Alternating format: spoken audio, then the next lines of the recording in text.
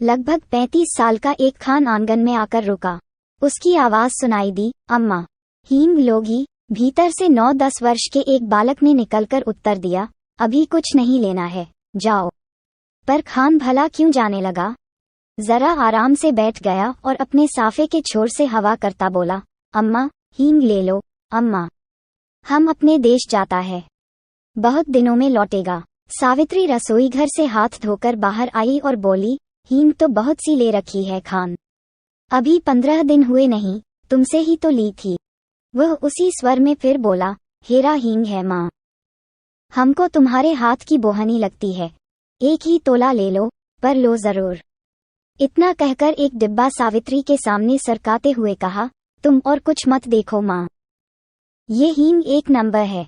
सावित्री बोली, पर हींग लेकर करूंगी क्या, ढेर सी तो रखी है। खान ने कहा, ले लो अम्मा, घर में पड़ी रहेगी। हम अपने देश को जाता है, खुदा जाने कब लौटेगा। और खान बिना उत्तर की प्रतीक्षा किए हींग तोलने लगा। इस पर सावित्री के बच्चे नाराज हुए। सभी बोल उठे, मत लेना माँ, जबरदस्ती तोले जा रहा है। सावित्री ने बच्चों को उत्तर न देकर हींग की पुड़िया ले ली। पूछा, कितने पैसे हुए खान। 35 पैसे अम्मा, खान ने उत्तर दिया। सावित्री ने 7 पैसे तोले के भाव से 5 तोले का दाम 35 पैसे लाकर खान को दे दिए। खान सलाम करके चला गया, पर बच्चों को माँ की यह बात अच्छी न लगी। बड़े लड़के ने कहा, माँ तुमने खान को वैसे ही 35 पैसे दे दिए, हींग की जरूरत नहीं थी। छोटा माँ से चिढ़कर बोला, दो माँ, 35 पैसे हमको भी दो, हम बिना लिए न रहेंगे। लड़की जिसकी उम्र 8 साल की थी, बड़े गंभीर स्वर में बोली, तुम माँ से पैसा न मांगो, वह तुम्हें न देंगी। उनका बेटा वही खान है। सावित्री को बच्चों की बातों पर हंसी आ रही थी।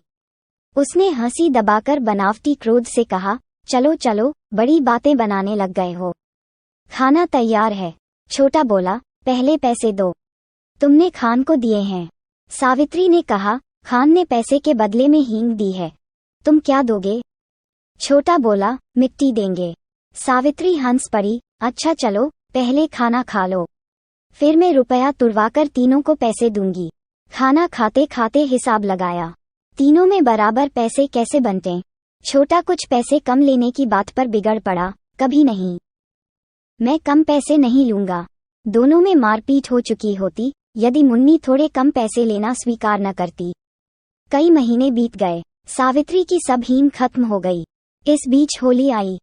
होली के अवसर पर शहर में खासी मारपीट हो गई थी। सावित्री कभी कभी सोचती, हींग वाला तो नहीं मार डाला गया। न जाने क्यों खान की याद उसे प्रायः आ जाया करती थी। एक दिन सवेरे सवेरे सावित्री उसी मौलसिरी के पेड़ के नीचे चबूतरे पर बैठी कुछ बुन रही थी। उसने सुना, उसके पति किसी से कड़े स्वर में कह रहे हैं, क्या काम है, भीतर मत जाओ, यहाँ आओ। उत्तर मिला, हींग है, हेरा हींग। और खान तब तक आंगन में सावित्री के सामने पहुंच चुका था। खान को देखते ही सावित्री ने कहा, बहुत दिनों में आए खान, हींग तो कब की खत्म हो गई। खान बोला, अपने देश गया था अम्मा, परसों ही तो लौटा हूँ। सावित्री ने कहा, यहाँ तो बहुत जोरों का दंगा हो गया है। खान बोला, सुना, समझ नहीं है लड़ने वालों में। सावित्री बोली, खान तुम हमारे घर चले आए, तुम्हें डर नहीं लगा। दोनों कानों पर हाथ रखते हुए खान बोला, ऐसी बात मत करो अम्मा, बेटे को भी क्या माँ से डर हुआ है, जो मुझे होता। और इसके बाद ही उसने डिब्बा खोला और एक छटाक हींग तोलकर सावित्री को दे दी। रेजगारी दोनों में से किसी के पास नहीं थी। खान ने कहा कि वह पैसा फिर आकर ले जाएगा। सलाम करके वह चला गया। इस बार लोग दशहरा दूने उत्साह के साथ मनाने की तैयारी में थे। 4 बजे शाम को मां काली का जुलूस निकलने वाला था। बच्चों ने कहा, हम भी जुलूस देखने जाएंगे। सावित्री के पति शहर से बाहर गए थे। सावित्री स्वभाव से भीरू थी। उसने बच्चों को पैसों का, खिलौनों का, सिनेमा का न जाने कितने प्रलोभन दिए, पर बच्चे न माने सो न माने। नौकर रामू भी जुलूस देखने को बहुत उत्सुक हो रहा था। उसने कहा, भेज दो न मां जी, मैं अभी दिखाकर लिए आता हूँ। लाचार होकर सावित्री को बच्चों को बाहर भेजना पड़ा। उसने बार बार रामू को समझाया कि दिन रहते ही वह बच्चों को लेकर लौट आए। देखते ही देखते दिन ढल चला। अंधेरा भी बढ़ने लगा, पर बच्चे न लौटे। अब सावित्री को न भीतर चैन था, न बाहर। इतने में उसे कुछ आदमी सड़क पर भागते हुए जान पड़े। वह दौड़कर बाहर आई। पूछा, ऐसे भागे क्यों जा रहे हो? जुलूस तो निकल गया न? एक आदमी बोला, दंगा हो गया जी, बड़ा भारी दंगा।